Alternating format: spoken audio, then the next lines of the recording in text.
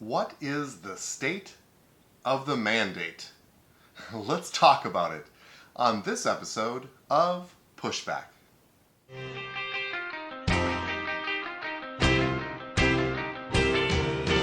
Go, go, go, Jonny, go, go.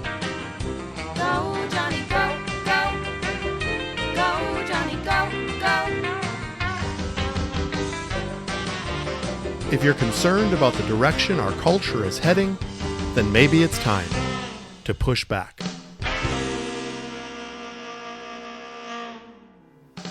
Hello, everyone, and welcome to another episode of Pushback. I'm Dr. Jonny, and I do have a lot of ground to cover today, and I want to springboard off of what I talked about last podcast. But first, I do want to mention that certainly thoughts and prayers going out to those who are in Afghanistan. Like I said before, I'm not a foreign policy expert by any means, but my heart certainly goes out to those who are trapped and the situation that's occurring there. I think it does speak to a bigger cultural issue and maybe political issue that we're seeing in sort of the lack of feeling of exceptionalism that sometimes this administration can demonstrate. It's a policy issue, it's a philosophical issue, it's a positional issue that we have as a country. And I think a lot of times a liberal mindset or a progressive mindset would have one that we are just on or in a global community, not better, not worse.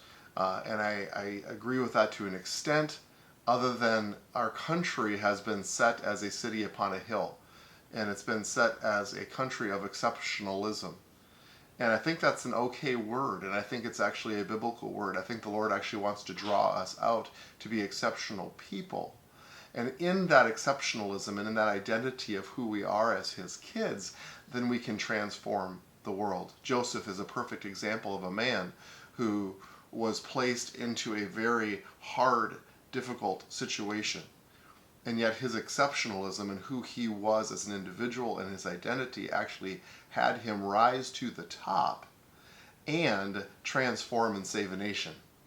It was from the place of exceptionalism that this occurred. And I believe our country is that. I believe the United States of America has been set apart as one nation under God to be exceptional here on this earth.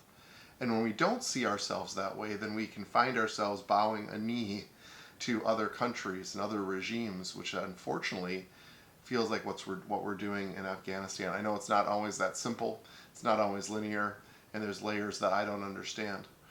But I want us to be an exceptional light to the world and to see ourselves that way, so that we can move and act and implement strategy that actually helps transform and save the world.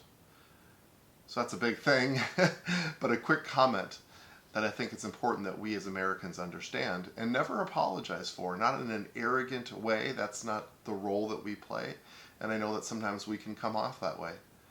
But we do have resources, we do have a mindset of generosity towards the world. And it's that place of democracy and generosity that actually allows us to move into other regions and bring peace and bring our exceptionalism. So I want to talk about a big scary word that's being thrown around a lot right now, which is the word mandate. And obviously this is in reference to vaccine mandates that may or may not be coming very shortly. And I want to just give my perspective and my opinion in regards to mandating some of these aspects. We talked a little bit last week, very briefly, about mask mandates, and I want to talk more specifically about vaccine mandates that are either being proposed or talked about or being discussed on Capitol Hill. I want to go into some legal aspects. I'm going to ask that your eyes don't glaze over. I'm actually going to read something from Constitution Daily that just shows and kind of breaks down a little bit what are the legal ramifications of mandating. And I really can break it down to a couple different things. I think there is a state and local issue versus a federal issue. And of course, today everything is very federally, our mindset is very federally oriented. meaning that everything comes from above, comes from Washington. And that's actually not how the Founding Fathers envisioned that it would be, but because of our national news and because of our national attention and because of Washington, D.C., on a second-to-second basis being scrutinized and analyzed, that we tend to be very federally oriented. But when it comes to vaccines and the way that we handle, if you want to call them local emergencies, that is on a state and local level. And so we have to look at it from that standpoint and what are the legal aspects therein. But also, it has a lot to do with what are optional and non-optional activities. And I'll get to that in just a second. So I'm going to read from the Constitution daily. And it says the COVID-19 Delta variant spread may force federal and state authorities to examine public safety policies related to vaccine requirements. Here is a brief review of the constitutional precedences and laws related to mandates at the federal and state levels. So in general, two key Supreme Court decisions speak to the authority of state and local officials to issue vaccine mandates. So now again, this is state and local. Generally, these decisions concluded that governments may tell people to get vaccines unless they belong to an exempt group or face a penalty. In 1905, the Supreme Court ruled in Jacobson v. Massachusetts that under a state law, local health authorities could compel adults to receive the smallpox vaccine. Henning-Jacobson refused a free smallpox vaccination that was mandated by the city of Cambridge. He was fined $5 as a result. Jacobson argued that the vaccination law violated his 14th Amendment due process rights. Justice Marshall Harlan, writing for court's majority, concluded that states under the general police powers had the ability to enact vaccine laws to protect citizens. Police powers allow a state to pass laws to protect the health, safety, and general welfare of the public. The second decision, Zucht versus King, in 1922, arrived at a similar conclusion. This is in San Antonio, Texas, excluded students from public and private schools who were not vaccinated for smallpox. This included the challenger in the case, Rosalind Zucht. Her attorneys argued the vaccine policy violated Zucht's 14th Amendment due process rights. Justice Louis Brandeis wrote in the court's decision that long before the suit was instituted, Jacobson v. Massachusetts had settled that it is within the police power of a state to provide for compulsory vaccination. Now, let's fast forward. In a recent lawsuit, a federal court declined to grant an injunction against a public university's vaccine mandate. Eight Indiana University students had sued the school over a mandatory vaccine policy that blocked students from registering for class if they were not vaccinated. Under the university policy, students could apply for a medical or religious exemption if they agreed to wear masks and undergo COVID-19 testing. On August 2, 2021, a federal appeals court upheld a lower court ruling in favor of the university, finding there was not enough evidence that the students' constitutional rights were being violated. The decision may be appealed to the U.S. Supreme Court. Now, this article talks about that at the federal level, the vaccine mandate question is more complicated. With few exceptions, there are no laws that allow the federal government to issue a vaccine mandate to the general population. Now, again, they allow for vaccine exemptions for employees, students under religious beliefs and disabilities under the Americans with Disabilities Act. The allowance of vaccine exemptions based on religious beliefs in particular will remain an important question as the debate grows over vaccine mandates at the federal and state levels, as well as the private sector. As of May of 2021, 44 states and the District of Columbia had laws that allowed students to claim a religious exemption to immunizations, while 14 states allowed for philosophical exemptions. So, when we view these issues, there is some obvious legal precedent for state and local authorities to implement a vaccine mandate. It's been done before. It's been done several times since then. So this is not new. This is not being imposed from above, but this should and ought to be a state and local issue. Now, when I was looking into some of these things, I always felt like, again, it goes to optional versus non-optional activities. And so certainly it's been in the news, and I alluded to this on the last podcast, that Several hospitals around the Minnesota area and around the nation have actually mandated vaccines for their employees, stating that it's sort of an obvious decision that when we're dealing with medical issues and patients, that protecting fellow employees and clients becomes the number one priority. And I've said all along, and I will continue to say on every one of my Facts About the Vax podcasts, that I am not an advocate of mandatory vaccinations. I'm an advocate of informed decisions. And I believe that if people like me or your local doctor or other medical professionals could get together and agree on this, that we could persuade the population to get vaccines as the best course of action for them and their families, as well as our communities. But mandating them requires actually a different cultural experience, and that's what we're feeling today. And I believe that's the pushback that we've been feeling from many people regarding this vaccine, and I sympathize with that. Now, I always considered, I've been talking to my wife about this all week, that school feels somewhat like a gray area. Now, why are hospitals and businesses, grocery stores, Target, Walmarts, why are they not such a gray area? Well, in my opinion, it's because those are optional activities. We are not, it's not compulsory that we shop at Walmart. And if we do, Walmart has, I believe, the authority as a privately owned company to mandate masks or mandate vaccinations for their employees. I believe that's true also for hospitals. As you may know, most hospitals are not owned by the federal government. They are private entities and systems and healthcare units that are run privately by their own boards. And I believe they have the right to protect their employees and their clients. I believe that they have the right to do that. And of course, the issue then becomes schools. Now, school and attending school is not an optional activity. However, they have the ability to mandate vaccinations. And I would remind you that this is not new. Even today, there are several vaccines that are required and mandated for your child to attend public school. So this is not a new finding or a new issue.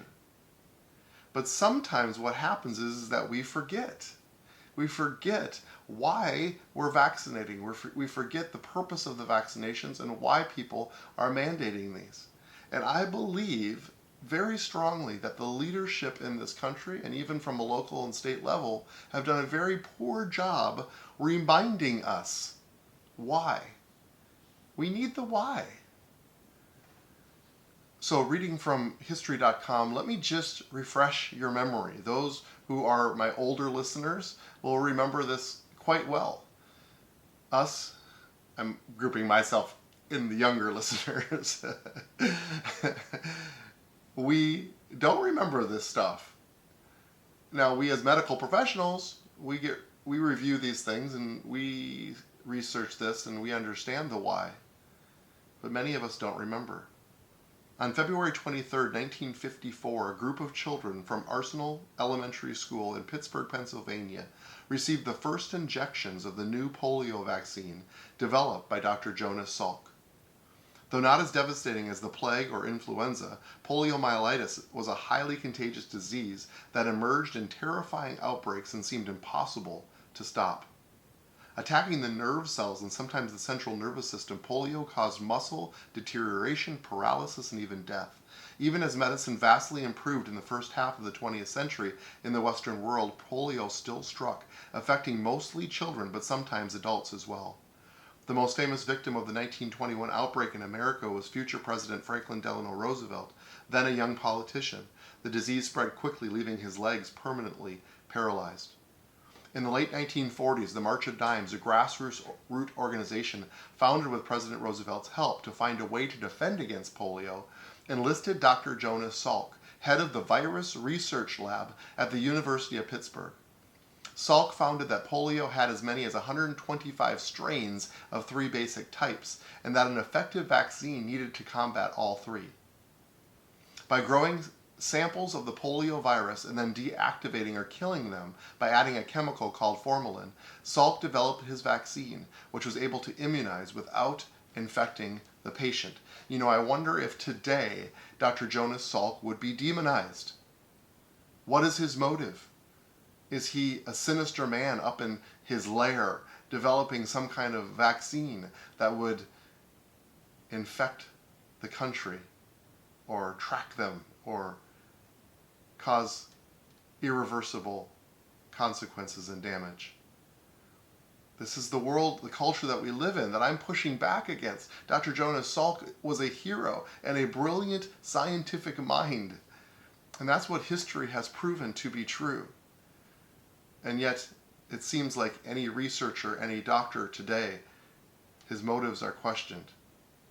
And he is demonized. After mass inoculations began in 1954, everyone marveled at the high success rate, some 60 to 70%. That was called high success rate back there, my friends.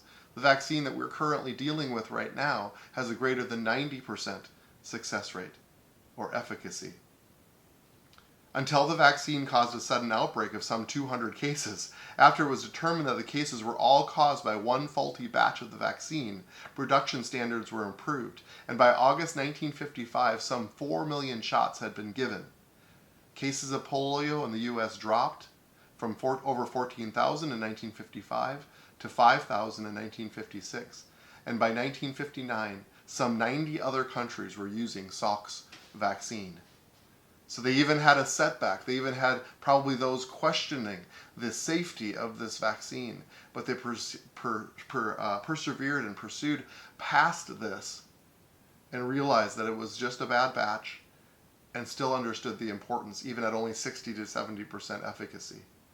A later version of the polio vaccine developed by Albert Sabin used a weakened form of the live virus and was swallowed instead of injected. It was licensed in 1962 and soon became more popular than Salk's vaccine as it was cheaper to make and easier for people to take.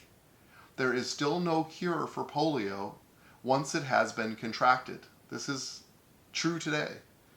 But the use of vaccines has virtually eliminated polio in the United States and around the world. According to the World Health Organization, polio cases have been reduced by 99% and survives only among the world's poorest and most marginalized communities. My friends, this is a history lesson, and we can fast forward to the same conversation today.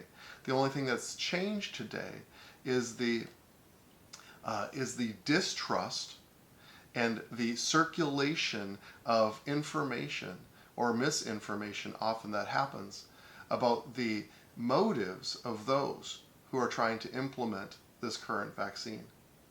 The data is there, and the results will be the same as all other vaccines implemented and even mandated in the past. And we cannot forget. That's the key. I believe the vacuum that has been created around this particular vaccine is that we have simply forgotten. So how do we approach, or what is my opinion regarding mandating vaccinations?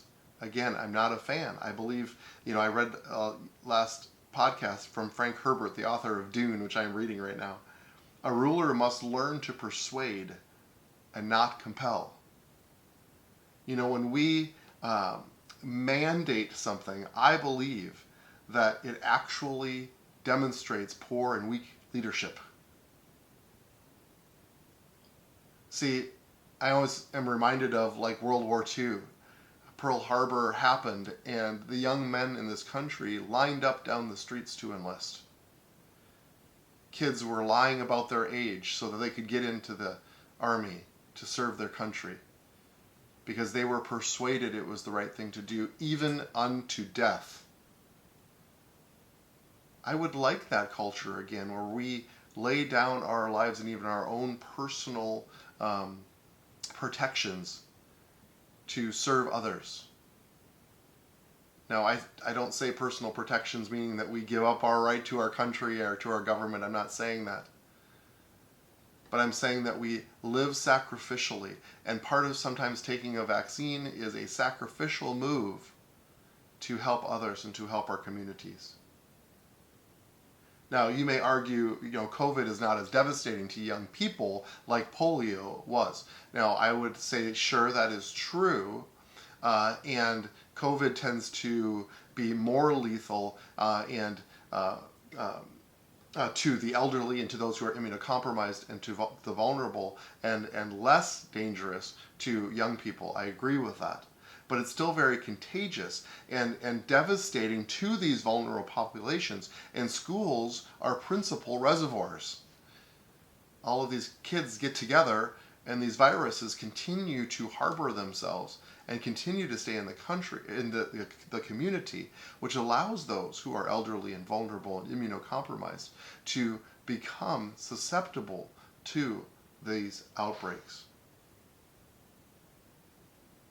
So I believe, this is my position, and I would love to hear your position by going to pushbackculture.org. Please share your position on this with me. I believe that employers have the right to protect employees and clients. I believe that schools have the right to mandate vaccinations to attend their schools. It's been around forever, and it's still the case with the COVID-19 vaccine. But I do believe that we should be able to persuade and not compel, that people will see that it's the right thing to do. And I believe that we can do that. You can't smoke in public places and in restaurants or in certain workplace environments.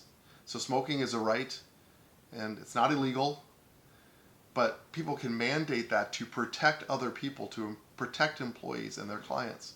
And so we can mandate things to protect one another, and I believe that is in our right, and I believe that it's morally okay to do.